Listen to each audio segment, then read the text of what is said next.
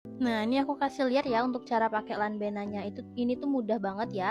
Cukup 2 kali sehari aja di pagi dan malam hari. Untuk cara pakainya tinggal ditetesin aja secukupnya, ataupun kalau kalian mau hasilnya itu lebih maksimal ya, dibasuh dulu kukunya pakai air hangat. Lalu lanjut dikikir pakai kikir kuku yang udah disediain di lanbena ini. Ya, lanjut dikikir biar kukunya itu lebih rata. Lanjut ditetesin pakai lanbenanya ya, ditetesin secukupnya aja, lalu tinggal diratain. Tuh, jadi cara pakainya gampang banget ya.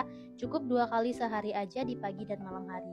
Jadi untuk lanbena nail repair essence ini tuh bagus banget ya. Selain untuk kuku cantengan, itu kalian bisa juga pakai untuk infeksi jamur ataupun kukunya itu kurang sehat.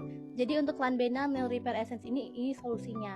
Ya, ini aku rekomendasiin banget buat kalian. Aku taruh di keranjang ya. Jadi langsung digercepin aja. Untuk harganya juga lagi flash sale. Tuh, ini tuh produk bagus banget sih, lanbena nail repair essence.